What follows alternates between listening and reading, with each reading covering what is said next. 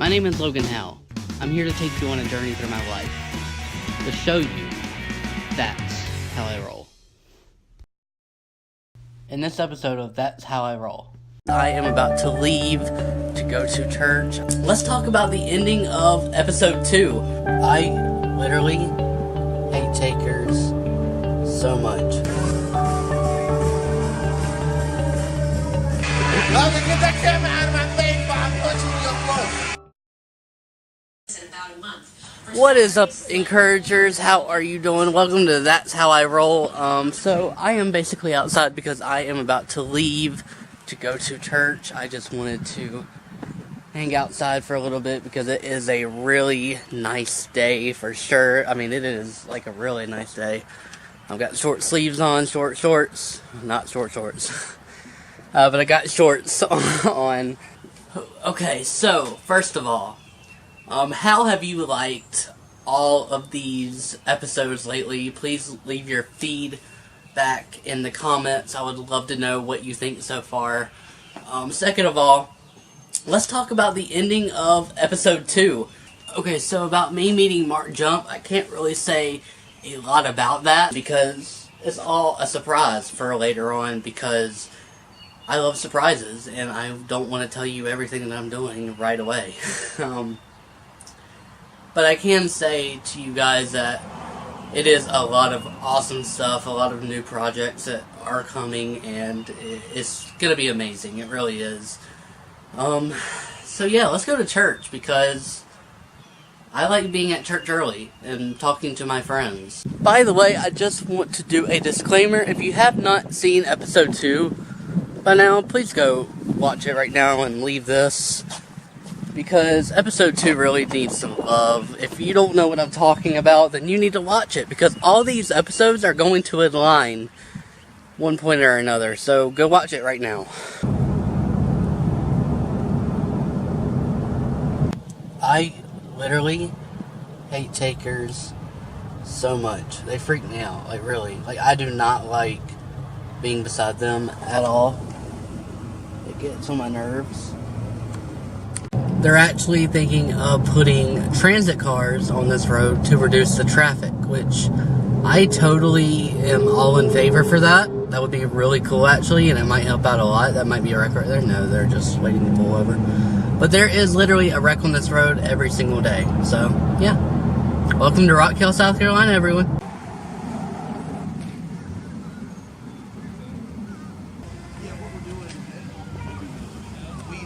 Okay, guys, so I just arrived at church. Say hey to Ian. What? I'm confused. He's...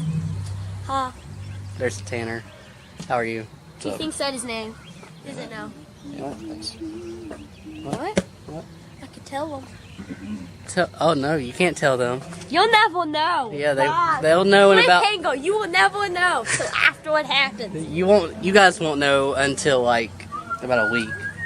A week? What? A week? No, it's actually going to be a little bit... It's going to be about a month. A month? Yeah. Wow. Because it's like a...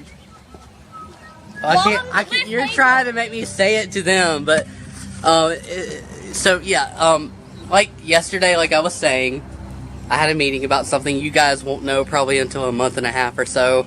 So just be prepared for that. But yes, I just arrived at church, FMSM. So, let's do it, miniature. Yeah. Hey, Saquon. That's not me. That's not my name today. My name is Consuela. It's what? Consuela. Because I'm about to consuade you if you don't get that camera out of my face. Logan, get that camera out of my face before I punch you in your throat.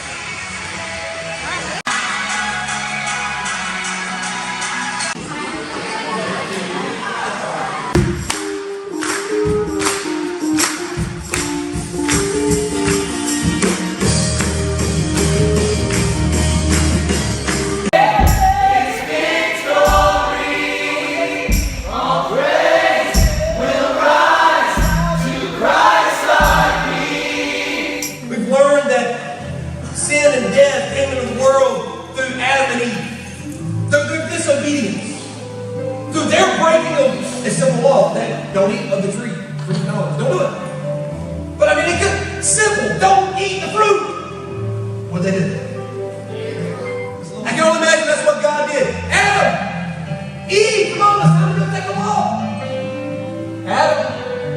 Eve.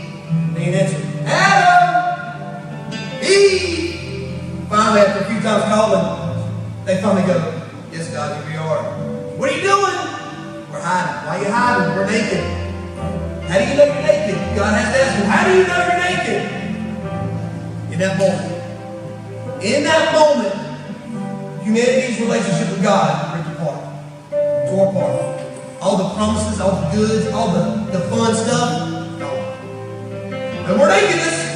They had to be clothed in that moment because they were sin, and they realized their sin. Humanity needed one of their own. They needed somebody. They needed something that could cover them once and for all. One who knew no sin, to stand in and take the punishment that is due all sinners. It was the will of the Father that Jesus would die and be the Lamb of God. The one who would die for our sins of the world. When John the Baptist saw Jesus, he cried out, behold the Lamb of God which takes away all the sin of the world, according to John 1:29. So they took him to Pilate, this Roman governor. Pilate questioned Jesus, but found innocent of him, found no wrongdoing. And Pilate brought Jesus out to the people and said, what do? I don't find anything wrong with him. What do you want me to do with this man? The religious leaders, they stirred up the people and they cried out, crucify him! Crucify him! So Jesus, he was beaten, tortured. You talking about a terrible death. You talking about a death like no other. You talk about something more gruesome than any movie you've seen today can imagine. And there's some nasty movies out there I'm trying to watch and I can't watch because it just doesn't entice me. But I can only imagine what our Savior had to go through. The Roman soldiers, they would rip the shirt off of Jesus. They tied his hands at a post. He was beaten with a whip that was made with leather strips. The soldiers, they wove bits of sharp metal and bone and pottery into the tips so that it would cut into the flesh every time they hit him on the back. They said it was so bad that you could see the back of his ribcage. Men mocked Jesus. They spit in his face. Soldiers placed a blindfold over his eyes and they mocked him, hit him in the face, used sticks, they spit on him. They took the crown of thorns. I'm not talking about a little briar. I'm talking about thorns that were probably about this long. They made a crown out of him and they placed it on his head. They didn't just set it on there, pushed it into his skull. Jesus was compelled to carry a heavy cross. Probably the cross beam alone, which is probably all he had to carry. There's no telling how much it weighed. Could you imagine, after being beaten, probably been up a day or so, hadn't had any sleep, hadn't had any food, hadn't had anything to drink. And then you got to go through town and carry a cross with thorns on your head, flesh peeling off your back. They hung him up. They raised him up. They put him on the Mount Calvary. He was crucified. Hands and feet nailed to the cross. He was sat between two thieves. One on the right hand of Jesus, another on his left. These men, they were very wicked. They were dying for their sins. They were dying for their breaking of law. They were dying because they had done wrong. But Jesus, on the other hand, he was dying for our sins. And probably the most profound moment of human era, and all his agony and pain and everything that he's got, looking at the very people who tormented him, looked up to heaven. He said, Father, forgive them. They don't know what they're doing. One of the thieves crucified with Jesus said, if you just remember me when you get into your kingdom. Jesus turned to the same dying man. Because you believe in me today, you're going to spend eternity with me. This man was saved because he believed in the Savior who was dying a sinner's death.